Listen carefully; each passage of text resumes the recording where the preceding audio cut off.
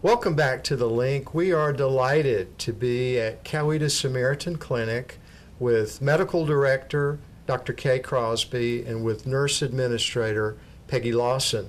Congratulations on what has occurred at Coweta Samaritan Clinic. We're here for an update.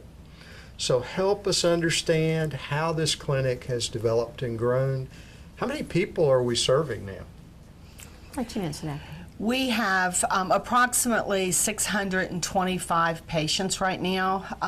That equals thousands of actual visits to us. Our roles grow every month, and the need does not necessarily seem to be diminishing.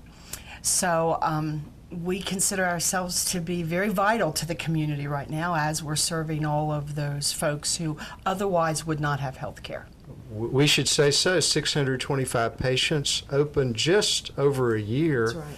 How does that work? I mean, that's a big patient load, Dr. Crosby. How do you handle that, Medical Director?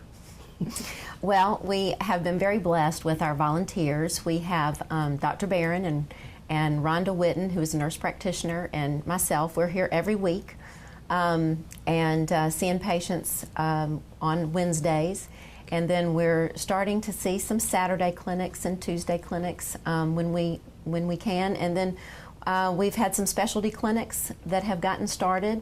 Gynecology, cardiology, dermatology, neurology. They're all coming here to see our patients once a month. And then we're always looking for opportunities to expand. Right. Right. So 625 patients, a great volunteer base for serving them. You've been able to collect some data now over a year. Yes. So what are we seeing in those 625 patients who otherwise might not have gotten services but for this clinic? Our greatest diagnosis here is definitely hypertension or high blood pressure.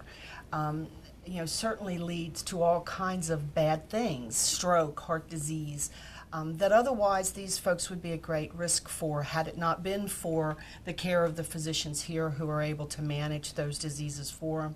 We see diabetes, we're seeing a lot of depression, and most of that is probably situational based on their lifestyle and in many cases their absence of job and so forth.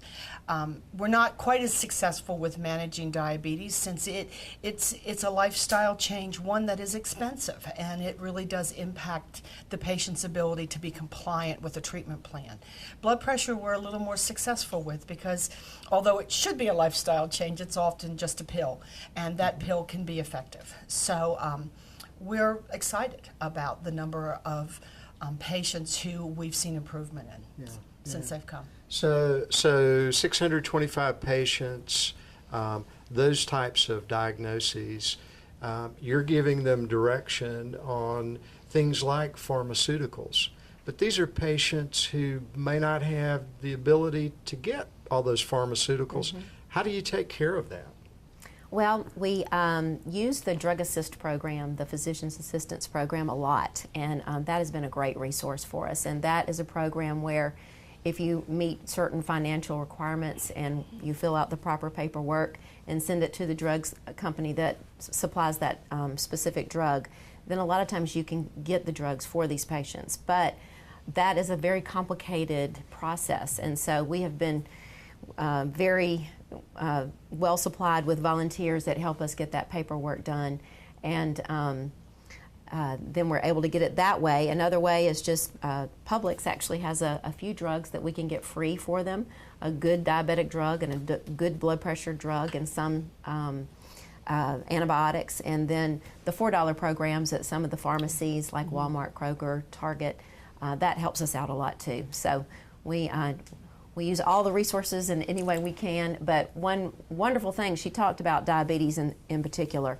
That is just, we have learned how expensive it is for a diabetic to be able to get their supplies, to check their sugars, and their insulin is so expensive.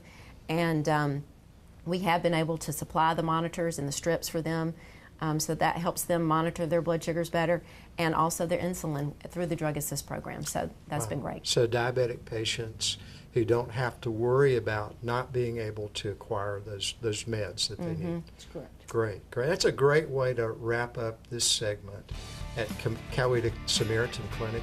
You stay tuned. We're going to be back with more from Coweta Samaritan Clinic on the Link.